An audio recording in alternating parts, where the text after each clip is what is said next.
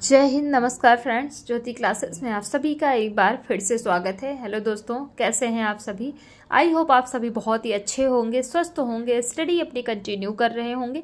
चलते हैं हमारी आज की मॉर्निंग की क्लास की तरफ। सभी को सुप्रभात, गुड मॉर्निंग। देखते हैं आज के दिन क्या है कुछ खास। आज है 17 अगस्त को ध्यान दीजिएगा। आज के दिन इंडोनेशिया और गैवान का स्वतंत्रता दिवस मनाया जाता है। इसके अलावा अंतर्राष्ट्रीय बेघर दिवस भी आज के दिन ही मनाया जाता है। आई होप आज के बारे में आपको पता लग गया होगा कि 17 अगस्त को क्या है कुछ खास। अब चलते हैं हमारी क्लास की तरफ। तो आज की क्लास में फ्रेंड्स हम करेंगे भोज्य पदार्थों का वर्गीकरण यानी कि क्लासिफिकेशन ऑफ फूड्स हम देखेंगे। बट इसको स्टार्ट करने से पहले प्रीवियस क्लास में हमने क्या पढ़ा था एक बार क्विक रिविजन कर लेते हैं। और हाँ फ्रेंड्स, अगर आप चैनल पर फर्स्ट टाइम विजिट किए हैं तो चैनल को लाइक, शेयर और सब्सक्राइब करें। अपना फीडबैक हमें प्रोवाइड करें। ज़्यादा से ज़्यादा इस क्लास को जितने भी हमारे लर्नर्स हैं उन सभी के पास शेयर करें ताकि वो भी हमारे साथ जुड़ के अपनी स्टडी कंटिन्यू कर सके। जैसा कि आप सभी जानते हैं इस चैनल पर आपको बहुत ही डिटेल में पढ़ाई आप करते हैं और हर एक चीज़ हम जो है टॉपिक वाइज करते हैं, देन क्वेश्चन आंसर्स की प्रैक्टिस करते हैं, बहुत सारी चीज़ें हम करते हैं। तो हमारे साथ जुड़े रहने के लिए चैनल को सब्सक्राइब अवश्य कर लें। देखते हैं प्रीवियस क्लास का रिवीजन। प्रीवियस क्लास में हमने क्या पढ़ा था? तो फ्रेंड्स, प्रीवियस क्लास में हमने देखा था भोजन के कार्य यानी कि फंक्शंस ऑफ फूड हमने पढ़ा था। तो भोजन के हमने 3 तरह के कार्य देखे थे। शारीरिक कार्य यानी कि फिजिकल फंक्शन, सामाजिक कार्य सोशल फंक्शन, तीसरा हमने देखा था मनोवैज्ञानिक कार्य यानी कि फिजियोलॉजिकल फंक्शन। तो इन सभी के बारे में हमने पढ़ा था। शारीरिक कार्य के भी हमने प्रकार देखे थे। शारीरिक कार्य में जैसे कि पहला हमने देखा था भोजन शरीर को ऊर्जा प्रदान करता है, भोजन शरीर की वृद्धि एवं विकास करता है, भोजन शरीर को रोग से रक्षा प्रदान करता है, भोजन शारीरिक क्रियाओं का संचालन, नियंत्रण एवं नियमन करता है। तो ये सारी चीजें हमने देखी थी किसके अंतर्गत? शारीरिक कार्य के अंतर्गत। फिर दूसरा जो हमारा सामाजिक कार्य यानी कि सोशल फंक्शन था उसके अंतर्गत हमने देखा था भोजन आर्थिक स्तर का प्रतीक है, भोजन दोस्ती एवं आतिथ्य का भी प्रतीक है, भोजन मनोवैज्ञानिक का फिर हमने देखा था है। तो मनोवैज्ञानिक कार्य भी हमने देखा था यानी फिजिकोलॉजिकल फंक्शन देखा था। तो ये सारी चीज़ें हमने जो है भोजन के कार्य यानी कि फंक्शंस ऑफ फूड के अंतर्गत हमने इन सभी टॉपिक पे चर्चा की थी। आई होप आपका एक बार प्रीवियस क्लास का क्विक रिवीजन हो गया होगा क्योंकि हमने प्रीवियस क्लास में क्या पढ़ा था। बहुत ही इंपॉर्टेंट क्लास थी। एस्टरडे इवनिंग को ही ये क्लास हमारी कंडक्ट हुई थी। तो स्टार्ट करते हैं आज की क्लास। देखते हैं भोज्य पदार्थों का वर्गीकरण की क्लासिफिकेशन ऑफ फूड। भोज्य पदार्थों का वर्गीकरण निम्नलिखित प्रकार से किया जा सकता है। ए, पोषक तत्वों के आधार पर यानी कि बेस्ड ऑन न्यूट्रिएंट्स। दूसरा है कार्य के आधार पर अर्थात बेस्ड ऑन फंक्शन। तीसरा नस्वरता के आधार पर अर्थात बेस्ड ऑफ प्रिसिबिलिटी। चौथा उद्गम के आधार पर अर्थात बेस्ड ऑफ ओरिजिन। पांचवा रासायनिक प्रकृति के आधार पर अर्थात बेस्ड ऑन केमिकल नेचर है। तो ये 5 हमने जो है वर्गीकरण के प्रकार देख लिए कि 5 तरह से जो है भोजन का वर्गीकरण किया जाता है। आई होप ये आपको समझ में आया होगा। अब सबको एक एक करके डिटेल में पढ़ते हैं।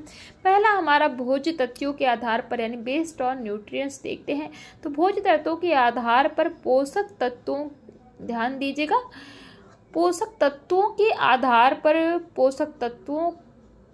के आधार पर भोजन का वर्गीकरण निम्नलिखित प्रकार से किया जाता है। आई थिंक हमने 2 बार इसको रिपीट कर दिया तो अगेन बोलूंगी। जो हमारा पहला है पोषक तत्वों के आधार पर वर्गीकरण, इसको देखते हैं। तो पोषक तत्वों के आधार पर भोजन का वर्गीकरण निम्नलिखित प्रकार से किया जाता है। पहला है शरीर निर्माणात्मक भोज्य पदार्थ अर्थात बॉडी बिल्डिंग फूड। दूसरा ऊर्जा प्रदान करने वाला भोज्य पदार्थ अर्थात एनर्जी एल्डिंग फूड। तथा तीसरा है शरीर रक्षात्मक भोज्य पदार्थ बॉडी प्रोटेक्टिव फूड्स। और चौथा है शरीर निर्माणात्मक भोज्य पदार्थ यानी कि प्रोटीन, विटामिन एवं खनिज लवण। ये क्या है? ये हैं शरीर निर्माणात्मक भोज्य पदार्थ। तो ये हमने 3 तरह के पोषक तत्वों के आधार पर भोज्य पदार्थ का वर्गीकरण देखा। क्या? शरीर निर्माणात्मक भोज्य पदार्थ, ऊर्जा प्रदान करने वाला भोज्य पदार्थ। तीसरा हमने देखा शरीर रक्षात्मक भोज्य पदार्थ, जिसको हम बॉडी प्रोटेक्टिव फूड्स कहते हैं। अब सभी को डिटेल में पढ़ते हैं, देखते हैं। शरीर निर्माणात्मक भोज्य पदार्थ प्रोटीन, विटामिन, खनिज एवं लवण। निर्माणात्मक भोज्य पदार्थ है, ये भोज्य तत्व शरीर की वृद्धि एवं विकास करते हैं। प्रोटीन का मुख्य कार्य शरीर के तंतुओं, ऊतकों एवं कोशों का निर्माण करना है। निरंतर कार्य करने से शरीर की कोशिकाओं की टूट फूट होती रहती है, जिसका पुनर्निर्माण व मरम्मत करना प्रोटीन का ही कार्य है। प्रोटीन मांसपेशियों, रक्त, बाल, नाखून आदि के वृद्धि के लिए सहायक है। अंडा, दूध, मांस, मछली, सभी प्रकार की दालें जैसे सोयाबीन में सबसे ज्यादा प्रोटीन यानी कि 42% प्रोटीन पाया जाता है। सूखी फलियां, सूखे मेवे, दूध से बने पदार्थ, मूंगफली, नारियल आदि प्रोटीन के सबसे अच्छे स्रोत हैं। वसा एवं कार्बोज की अनुपस्थिति में प्रोटीन शरीर को ऊर्जा भी प्रदान करता है, क्योंकि इसका मुख्य कार्य निर्माण करना है तथा ऊर्जा प्रदान करना सहायक कार्य है। दूसरा देखते हैं ऊर्जा प्रदान करने वाला भोज्य पदार्थ एनर्जी एल्डिंग फूड्स कैसे है, तो देखते हैं। वे भोज्य पदार्थ जो शरीर को ऊर्जा प्रदान करते हैं ऊर्जा उत्पादक भोज्य पदार्थ कहलाते हैं। क्या हमने पढ़ा? वे भोज्य पदार्थ जो शरीर को ऊर्जा प्रदान करते हैं ऊर्जा उत्पादक भोज्य पदार्थ कहलाते हैं। कार्बोज एवं वसा ऊर्जा के मुख्य स्रोत हैं, जिनसे शरीर को ताकत, ऊर्जा एवं उष्णता प्राप्त होती है। 1 ग्राम कार्बोज 4.2 किलो कैलोरी तथा वसा 9.1 किलो कैलोरी ऊर्जा प्रदान करते हैं। शरीर के तापमान को नियंत्रित करने, हृदय को कार्य करने, मांसपेशियों के संकुचन एवं प्रसारण, उत्सर्जन, वहन, इसको हम ट्रांसपोर्टेशन कहते हैं, आदि के लिए कार्बोज एवं वसा आवश्यक है। सभी प्रकार के अनाजें जैसे चावल, गेहूं, बाजरा, रागी, जौ, मक्का आदि, शक्कर, गुड़, आलू, शकरकंदी व अन्य जड़ वाली सब्जियां इत्यादि कार्बोज के क्या है? मुख्य स्रोत हैं। तेल, घी, मक्खन, अंडा, तेल युक्त बीज, नारियल, मूंगफली आदि वसा के मुख्य स्रोत हैं। वसा एवं कार्बोज की अनुपस्थिति में प्रोटीन ऊर्जा प्रदान करता है। 1 ग्राम प्रोटीन में 4.2 किलो कैलोरी ऊर्जा मिलती है, परंतु प्रोटीन द्वारा ऊर्जा प्राप्त करना महंगा है। प्रोटीन का मुख्य कार्य शरीर का निर्माण करना है और ऊर्जा प्रदान करना सहायक कार्य है। इस तालिका आप नीचे एक आपको ये दे रखा है, इससे आप समझ सकते हैं। वसा, कार्बोज एवं प्रोटीन द्वारा प्राप्त ऊर्जा किलो कैलोरी में, तो ये देखिए मात्रा है और ये प्राप्त ऊर्जा है। तो वसा 1 ग्राम यानी कि 1 ग्राम वसा जो हमारा फैट होता है उसमें 9.1 किलो कैलोरी ऊर्जा हमें प्राप्त होती है। 1 ग्राम कार्बोज से 4.2 किलो कैलोरी ऊर्जा प्राप्त होती है और 1 ग्राम प्रोटीन से 4.2 किलो कैलोरी ऊर्जा प्राप्त होती है। तो ये आपको अच्छे से समझ में आ गया होगा। तीनों में आप कंपेयर कर सकते हैं। कार्बोज और प्रोटीन में सेम ही है जो ऊर्जा प्राप्त होती है, बट जो वसा फैट होता है इससे हमें क्या होता है? इससे हमें ज़्यादा ऊर्जा प्राप्त होती है अपेक्षा टू कार्बोज और प्रोटीन की। ये आपको समझ में आ गया होगा। तीसरा हम देख लेते हैं, इसको ध्यान मत दीजिएगा। तीसरा है शरीर रक्षात्मक भोज्य पदार्थ यानी कि बॉडी प्रोटेक्टिव फूड्स के बारे में देखते हैं।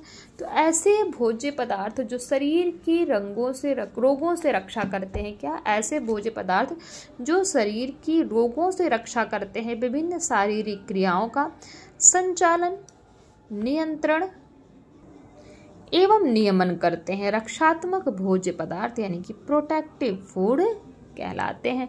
प्रोटेक्टिव फूड से आप क्या समझते हैं? तो ऐसे भोज्य पदार्थ जो शरीर की रोगों से रक्षा करते हैं, विभिन्न शारीरिक क्रियाओं का संचालन, नियंत्रण और नियमन करते हैं, उन्हीं को हम रक्षात्मक भोज्य पदार्थ अर्थात प्रोटेक्टिव फूड कहते हैं। प्रोटीन, विटामिन एवं खनिज लवण से युक्त आहार शरीर को सुरक्षा प्रदान करते हैं। शरीर में रोग प्रतिरोधक क्षमता यानी कि इम्यूनिटी पावर को विकसित करने के लिए इनका पर्याप्त मात्रा में होना आवश्यक है। हरी एवं पीली सब्जियां जैसे बथुआ, पालक, चौराई, मूली का साग, चने का साग, सरसों का साग, जो ये हरी और पीली सब्जियां होती हैं, सभी प्रकार के फल जैसे केला, संतरा जो भी होते हैं, ये सारे दूध एवं दूध से बने पदार्थ, अंडा आदि विटामिन एवं खनिज लवण के मुख्य स्रोत हैं। यानी कि इन सभी से विटामिन एवं खनिज लवण भरपूर मात्रा में प्राप्त होता है। ये भोज्य तत्व शरीर को रोगों से सुरक्षा प्रदान करते हैं। अस्थियों में दांतों के निर्माण के लिए खनिज लवण आवश्यक है। तो ये तो हमने देख लिया क्या कि शरीर रक्षात्मक भोज्य पदार्थ यानी कि body protective food. I hope ये आपको समझ में आ गया होगा। पोषक तत्वों का कार्य एक आप ये देख सकते हैं, जो भी हमने पढ़ा कि कार्बोज, पोषक तत्व कार्बोज हो गया है, प्रोटीन, वसा, विटामिन, खनिज लवण, जल, इनका मुख्य कार्य क्या है, इसके अतिरिक्त इनका क्या कार्य है। तो देख सकते हैं कार्बोज का क्या कार्य है, ऊर्जा प्रदान करना। कार्बोज का क्या कार्य है, ऊर्जा प्रदान करना। तो कार्बोज ऊर्जा तो प्रदान करता ही करता है, इसके अतिरिक्त और क्या करता है, शारीरिक निर्माण एवं मरम्मत भी करता है। प्रोटीन का क्या कार्य है, शरीर निर्माण में तंतुओं की टूट फूट की मरम्मत, शारीर रक्षात्मक, और इसके अतिरिक्त क्या करता है, ऊर्जा प्रदान करता है क्या, प्रोटीन। वसा का क्या कार्य है, वसा से हमें एनर्जी मिलती है यानी ऊर्जा प्रदान करता है। और इसके अतिरिक्त अगर वसा को पूछा जाए कि ऊर्जा प्रदान करने के अलावा वसा का और क्या कार्य है, तो शारीरिक निर्माण में भी वसा क्या है, हेल्प करता है। नेक्स्ट जो है विटामिन, तो विटामिन क्या करता है, शरीर रक्षात्मक यानी कि शरीर की रक्षा करता है। दूसरा कार्य इसका शारीरिक क्रियाओं का नियमन एवं नियंत्रण करता है, और इसके अतिरिक्त भी क्या करता है, शारीरिक निर्माण व मरम्मत करता है। कौन, विटामिन। चौथा, नेक्स्ट पांचवा जो है हमारा खनिज लवण यानी कि मिनरल सॉल्ट, इनका क्या कार्य है, रक्षात्मक यानी कि प्रोडक्टिव है। दूसरा कार्य शारीरिक क्रियाओं का नियमन एवं नियंत्रण। तीसरा शारीरिक निर्माण एवं मरम्मत, और इसके अतिरिक्त कुछ नहीं करते, यानी कि जो हमारे खनिज एवं लवण है उनका सिर्फ यही मुख्य कार्य है। जल का क्या कार्य है, शारीरिक क्रियाओं का नियमन एवं नियंत्रण करता है, इसके अतिरिक्त शारीरिक निर्माण एवं मरम्मत करता है। तो आई होप पोषक तत्वों के कार्य आपको अच्छे से समझ में आ गए। पोषक तत्व, उनके मुख्य कार्य हमने देख लिए, और उसके अतिरिक्त ये क्या कार्य करते हैं, ये सारी चीजें हमने पढ़ी। फिगर के माध्यम से आई होप चीजें आपको अच्छे से समझ में आ गई होंगी। आप चाहें तो इनका स्क्रीनशॉट भी ले सकते हैं, मोस्ट इम्पॉर्टेंट है, बहुत ही इम्पोर्टेंट, जिसको हम कर सकते हैं, इसीलिए आप इसको स्टाफ मार्क कर सकते हैं। तो अभी तक तो हम क्या पढ़ रहे थे, पोषक तत्वों के कार्य, जो कि हमने देखा। अब हम देखते हैं पोषक तत्वों के आधार पर यानी कि बेस्ड ऑन न्यूट्रिएंट्स। तो पोषक तत्वों के आधार पर भोज्य पदार्थों का वर्गीकरण निम्नलिखित समूहों में किया जा सकता है। पहला, कार्बोज समूह यानी कि कार्बोहाइड्रेट ग्रुप्स। कार्बोज समूह, ध्यान दीजिएगा क्या हम पढ़ रहे हैं, पोषक तत्वों के आधार पर बेस्ड ऑन अर्थात बेस्ड ऑन न्यूट्रिएंट्स, पोषक तत्वों के आधार पर भोज्य पदार्थों का वर्गीकरण निम्नलिखित समूह में किया जा सकता है। पहला समूह है कार्बोज समूह यानी कि कार्बोहाइड्रेट ग्रुप्स। कार्बोज समूह के अंतर्गत सभी प्रकार के अनाज यथा चावल, बाजरा, मक्का, जौ, रागी आदि आते हैं। जड़ वाली सब्जियां जैसे आलू हो गई, प्याज, शकरकंदी आदि भी में स्टार्च भरपूर मात्रा में पाया जाता है। हरी सब्जियां, छिलकेदार दालें, छिलका सहित फल, रेसे रफेज के मुख्य स्रोत हैं। रफेज कार्बोज का ही एक जटिल रूप है जिसका पाचन नहीं होता। ध्यान दीजिएगा, रफेज क्या है, कार्बोज का ही एक जटिल रूप है जिसका पाचन नहीं होता है, परंतु यह पाचन क्रिया में सहयोग देता है। आमाशय में उपस्थिति भोजन को या आंत की ओर सरकाने का कार्य करता है, जिससे भोजन का पाचन सरलता से हो जाता है। इतना ही नहीं, रेशा कब्ज रोग होने से भी बचाता है और मल निष्कासन में मदद करता है। भूसी, चोकर सहित आटा आदि में रेशे पर्याप्त मात्रा में विद्यमान रहते हैं, अतः आटे को छान कर नहीं खाना चाहिए। जो हमारा आटा होता है उसको हम क्या करते हैं, उसको हमें छान के नहीं बनाना चाहिए है। तो देखते हैं, रेशों के प्रयोग से पेट भर जाता है जिससे भूख शांत हो जाती है। यानी कि अपने अगर हम खाने में रेशे का प्रयोग करते हैं तो उससे क्या होता है, पेट जल्दी भर जाता है और भूख शांत हो जाती है, परंतु कैलोरी मूल्य नहीं होता है, जिससे मोटापा यानी कि ओबेसिटी नहीं होता है। इसके साथ आपने समझा कि जो अगर अपने खाने में हम रेशे को शामिल करते हैं तो उससे क्या होता है, पेट भी हमारा भर जाता है और कैलोरी भी गेन हम नहीं करते, उससे क्या होता है, ओबेसिटी नहीं होता है। इसके साथ ही यह रक्त में कोलेस्ट्रॉल स्तर यानी कि कोलेस्ट्रॉल लेवल को कम करता है और शारीरिक वजन को कम करने में सहायक होता है। दूसरा हमने देख लिया देखेंगे हम वसा फैट यानी कि वसा समूह फैट ग्रुप्स हैं। अभी हमने क्या देखा, अभी हमने देखा कार्बोज समूह, अब हम देख रहे हैं वसा का समूह यानी कि फैट ग्रुप्स। तो वसा का मुख्य स्रोत तेल, तेल युक्त बीज, मक्खन, अंडा, नारियल, मूंगफली आदि। इसका मुख्य कार्य शरीर को ऊर्जा प्रदान करना है। भोजन में इसके अत्यधिक उपयोग से वजन बढ़ता है व कमी से वजन में कमी तथा शारीरिक वृद्धि रुक जाती है। क्या हमने पढ़ा वसा के समूह से। तीसरा प्रोटीन समूह।